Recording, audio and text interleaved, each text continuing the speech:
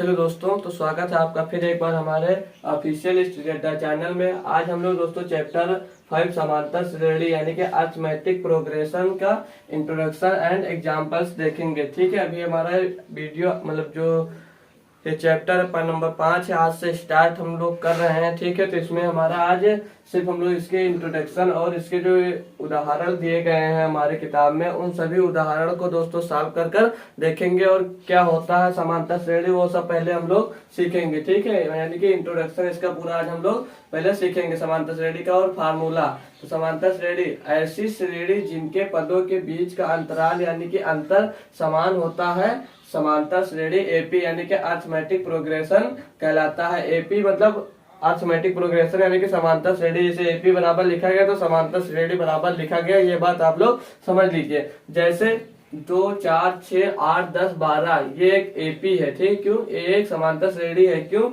क्योंकि इसके बीच का जो सार्वधान मतलब अंतराल है वो 2 का दिया। 2 के बाद 4, 4 के बाद 6, 6 के बाद 8, 8 के बाद 10, 8 10 के बाद 12 यानी कि 2 का अंतराल है। और इसमें देखिए जो ये पहला पद है प्रथम पद A1 से नोट किया जाता है और दूसरा पद द्वितीय पद यानी A2 से डिनोट करेंगे और तीसरा पद को हम लोग A3 से, चौथे पद को A5 से, A4 से और पांचवें पद को ऐसे A5 से हम लोग डिनोट करेंगे। और इनके बीच का जो अंतराल उसे हम सार्वधान्तर कहते हैं। जो इनके बीच का अंतराल है, जैसे यहाँ पर जो 2 का गैप बीच में है, इसे हम लोग सार्वधान्तर कहेंगे और सार्वधान्तर को हम लोग D से प्रदर्शित करते हैं। ठीक है, सार्वधान्तर को हम लोग दोस्तों D से प्रदर्शित करते हैं, ये बात आप लोग ध्यान दीजिए। सब हमें D1 निकाल, अब भी तो आपको D निकालना है। ठीक है, D मतलब इसे सार्वधान्तर भी तो ये हम कई ठूर निकाल के दिखा दिए हैं। अगर आपको सिर्फ क्वेश्चन में आ जाए D निकालना तो D कैसे निकालेंगे आप लोग? D1 निकालना है तो क्या करेंगे? दूसरा पद माइनस पहला पद, तो A2 माइनस A1 करेंगे, जिससे हमारा ये सार्वधान्तर निकल आएगा। अब इसमें अगर हम सार्वधान्तर इस श्रेणी का सार्वधान्तर निकालते हैं तो दूसरा श्रेणी का हमारा दूसरा पद है 4, A2 4 है और पहला पद है 2, तो इसमें D बराबर क्या निकल कर आया? 2। ठीक है, तो ये सार्वधान्तर इसका 2 निकल कर आया। इसी तरह अगर D1 निकालना है तो A2 माइनस A1 से निकालेंगे, D2 निकालना है A3 माइनस A2 से निकालेंगे।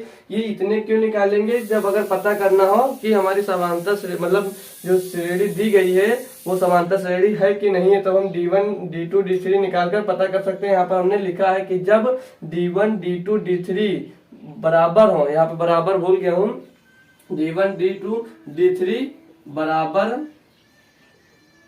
हो तब भी समांतर श्रेणी होती है। यानी कि जब D1 D2 D3 हमारे बराबर हो जाएंगे इक्वल, तभी हमारी जो श्रेणी दी गई होगी वो समांतर श्रेणी होगी। अब यहाँ पर अगर A3 A2 निकाल लिया जाए, जैसे 6, अब A3 हमारा 6 है और A2 कितना है? 4। अब इसको घटाएंगे तब भी 2 निकल कर आया, यानी कि D1 बराबर D2 बराबर D3 बराबर हो तो तब भी समांतर श्रेणी होगी। ठीक है, अब हमें यहाँ तो समझ में आ गया आपको। जैसे प्रथम पद को A1 से दर्शाएंगे, द्वितीय पद को A2 से, तृतीय पद को A3 से, चतुर्थ पद को A4 से, ऐसे से डॉट डॉट A5 A6 करके हम पद को निकालेंगे। और जो D निकालना होगा सार्वधान्तर, उसे हम अंतराल जो इसके बीच का अंतराल होता है उसे सार्वधान्तर कहते हैं, उसे D से निकालना है। D कैसे निकाला जाता है? अगर D1 निकालना है तो A2 माइनस A1 से, और अगर D2 निकालना है तो A3 माइनस A2 से निकाला जाएगा। यहाँ तक आपको अब कोई दिक्कत नहीं होनी चाहिए। अब अगर हमें n वां पद ज्ञात करना के लिए कहा गया क्वेश्चन में, अगर कोई भी पद श्रेणी दी गई है इसमें,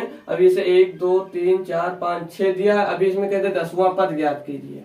10वां पद ज्ञात कीजिए हमसे, इसी में एक से पूछ लिया, अगर 10वां पद ज्ञात कीजिए तो उसी मतलब यही n वां पद। n वां पद मत का क्या मतलब है कि 10वां पद। ठीक है, तो an फार्मूला क्या लगाएंगे हम लोग दोस्तों? an बराबर a plus n minus 1 into D. ये सब यहाँ पे हमने इसी क्वेश्चन में से ले लिया। 5वां पद ज्ञात कीजिए, तो इस क्वेश्चन के अकॉर्डिंग नहीं लिए, हम सिर्फ एग्जाम्पल्स के लिए बताए हैं। तो 5वां पद ज्ञात कीजिए, तो फार्मूला क्या है? A5 यानी कि n वां पद यानी कि 5वां पद, तो A5 बराबर A प्लस, अब n वां पद है तो n यहाँ पे था, 5वां पद है तो यहाँ पर 5 हो जाएगा। ठीक है, तो 5 माइनस 1 इंटू डी, तो ये क्या हो जाएगा? A प्लस 4D A5 बराबर। अब यहाँ पर अगर हमें सार्वधान्तर और प्रथम पद पता होता तो यहाँ से हम 5वां पद ज्ञात कर सकते थे। ठीक है, यहाँ पे अगर हमें पहला पद A और चौथा मतलब D सार्वधान्तर पता हो तो हम 5वां पद इसमें का ज्ञात कर लेंगे। तो इसमें दिया हुआ अभी हम आपको सॉल्व करके दिखा देंगे। जैसे तो ए पहला पद क्या है दोस्तों, यहाँ पर 2 दिया है, प्लस 4 गुणे में सर्वांतर कितना है, सर्वांतर हमारे पास 2 है, 2 रख देते तो 2 प्लस 2 4 दूनी 8 बराबर 10 आ गया। पांचवा पद देख लीजिए, 1 2 3 4 5, पांचवा पद 10 है। आ गया 10 की नहीं आ गया, यहाँ तक आपको कोई दिक्कत नहीं होना चाहिए। अगर कोई आपसे कोई भी पद पूछ सकता है तो आपको अगर ए और उस प्रथम पद ए और सर्वांतर डी पता है तो आप लोग कोई भी पद निकाल सकते हैं। अगर तीसरा पद पूछता तो A3 बराबर ए प्लस 3 माइनस 1 इंटू डी, तो ए प्लस 2d, यानी तीसरा पद पूछेगा तो a प्लस 2d होना चाहिए, तो हमारा तीसरा पद निकल आएगा। अब यहाँ पर आप लोग a की वैल्यू और d की वैल्यू रखकर तीसरा पद ज्ञात कर सकते हैं। चौथा पद निकालना है आपको, तो चौथा बराबर मतलब A4 बराबर a plus 4 minus 1 into D, तो A4 मतलब चौथा पद निकालने के लिए a प्लस यहाँ पे बचेगा 3, तो a प्लस 3d। अगर आपको a और d ज्ञात है तो आप चौथा पद भी निकाल सकते हैं। तो ऐसे आप लोग यहाँ पर कोई भी पद निकाल सकते हैं अगर समांतर श्रेणी का प्रथम पद और सर्वांतर डी आपको पता है। ठीक है, अब यहाँ पर आइए, जब समांतर श्रेणी बनाना होता है अभी आपको कोई मतलब तो दे दे कि लीजिए आपके पास 10 12 14 दिया है, इसके आगे समांतर श्रेणी बनाइए, तब आप क्या करेंगे, जैसे A1 दिया है तो A1 को A1 प्लस डी A2, ऐसे 2 पद अगर दे दिए तो समझ लीजिए A1 और A2 पद हमें दिए हैं। अब उसमें से A3 A4 A5 ज्ञात करना है, तो पहले उन दोनों से एक प्रथम पद हम लोग दोस्तों A तो मालूम ही है, तो प्रथम पद A मालूम है, द्वितीय पद मतलब दूसरा पद मालूम है, तो ऐसे जब मालूम होगा हमें तो हम आगे उसके कैसे आसानी से ज्ञात कर सकते हैं। तो हम उसमें उन दोनों में से सर्वांतर डी ज्ञात कर लेंगे, तो ऐसे उसमें A1 A2 में जोड़ते जाएंगे और वो पद अपना हमारा ज्ञात होता, आगे पद हम लोग अपना ज्ञात करते हुए चले जाएंगे और हमारी समांतर श्रेणी बनती चले जाएगी। अब इतना आप लोग नोट करना चाहे तो नोट कर लें, याद करना चाहे तो आप लोग याद कर सकते हैं। अब हम इसके जो किताब में उदाहरण नंबर 1 दिया उसको सॉल्व करके आपको दिखाते हैं। इसे नोट कर लीजिए, हम हटा दें। तो यहाँ पे उदाहरण नंबर 1 में कहा गया है कि AP 3/2 3/2 कामा 1/2 कामा माइनस 1/2 कामा माइनस 3/2 के लिए प्रथम पद A और सर्वांतर D ज्ञात कीजिए। यानी कि इसमें से हमें प्रथम पद A और सर्वांतर D ज्ञात करना है। तो इसमें से देखिए अभी हम आपको प्रथम पद क्या बताए थे, जो पहले वाला होगा वही हमारा प्रथम पद होगा। तो आंसर हमारा हो जाएगा, प्रथम लिखेंगे प्रथम पद बराबर 3/2 ये दिया है। और सर्वांतर जब देखेंगे दोस्तों, सर्वांतर, तो सर्वांतर क्या बताए थे, हम जैसे ये हमारा इसको प्रथम पद मान लिया, इसको द्वितीय पद मान लिया, तो सर्वांतर यही तो बताया था कि जब सर्वांतर D निकालेंगे तो A2 माइनस A1 करेंगे। तो इसमें मतलब प्रथम पद से दूसरे पद को हम लोग घटा देते हैं। तो प्रथम पद हमारा, तो दूसरा पद क्या है, 1/2 माइनस 3/2, यही तो है यहाँ पर। ठीक है, हमारे पास क्या दिया है यहाँ पर, यही तो दिया है। घटाएंगे जब दूसरे पद से पहला पद, जब डी कभी भी याद करना हो आपको तो दूसरे पद से पहला पद घटाते हैं, यही हम यहाँ पर बताया, दूसरे पद से पहला पद घटा देंगे। तो 1/2 में से माइनस करेंगे 3/2। अब इसमें हर बराबर है तो ऊपर बचेगा क्या, माइनस का 2 लिखेंगे कैसे, पहले लिख के दिखा देते हैं। 1 माइनस 3/2 तो बराबर माइनस का 2/2, तो 2 का 2 बराबर 1, यानी कि जो सर्वांतर D मिला वो हमारे पास 1 मिला। और प्रथम पद यहाँ वैसे लिखिए, प्रथम पद A बराबर 3/2 मिला। ठीक है, प्रथम पद क्या हो गया, 1 बराबर 3/2 और सर्वांतर D बराबर 1। तो ये क्वेश्चन सिर्फ इतना ही पूछा था इसमें, इसलिए ये हमारा कंप्लीट हुआ। तो उदाहरण नंबर 2 देखिए, कहा कि संख्याओं की निम्नलिखित सूचियों में कौन से AP नहीं है, यदि इनमें कोई AP है तो अगले 2 पद ज्ञात कीजिए। तो इसमें दोस्तों 4 क्वेश्चन दिया गया है, जिसमें से हम अपना पहला एक क्वेश्चन लिखे हैं।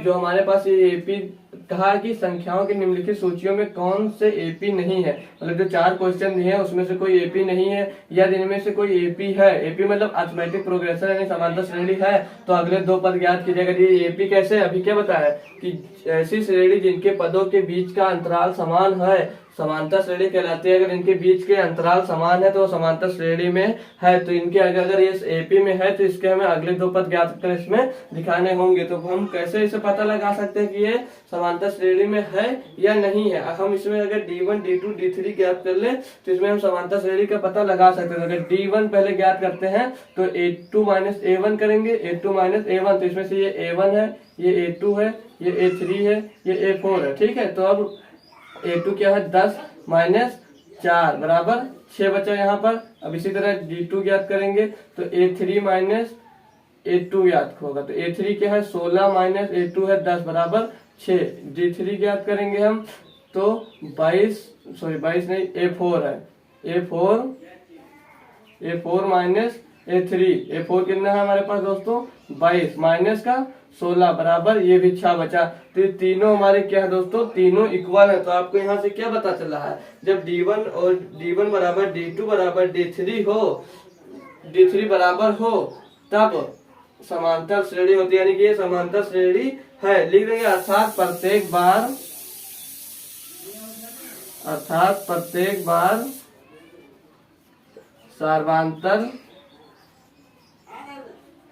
सर्वांतर समान है, अतः यह सर्वांतर श्रेणी या एपी है।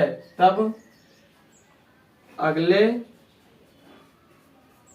दो पद निकालने के लिए इसे क्या है, अब यहाँ पर कितने 1 2 3 4 पद दिए। तो अगला A5 पद ज्ञात करने के लिए क्या करते थे, A+4D करते थे।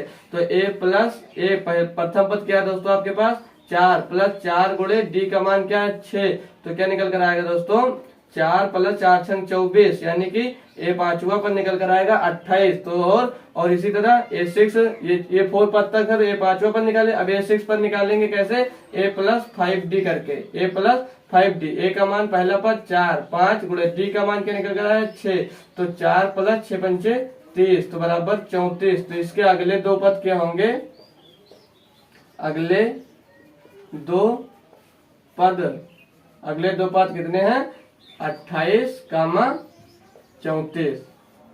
अगले दो पद 28, 34 है। ठीक है दोस्तों, तो ये उदाहरण हमारा बेसिक से पूरा कंप्लीट हो चुका है। इसमें हम आपको बेसिक बता दिए। अब जो हमारा मतलब 5.1 है वो इस फार्मूले पे पूरा बेस्ड है, इसी फार्मूले से पूरा हल हो जाएगा। अगर आप लोग कुछ उसमें से क्वेश्चन लगा सकते हैं तो आप लोग लगाइए, और हम इसके साथ आपको मिलेंगे नई एक्सरसाइज अपनी 5.1 के साथ कल मिलते हैं। तब तक के लिए धन्यवाद। वीडियो पसंद आई हो तो लाइक करिए और चैनल को सब्सक्राइब करिए।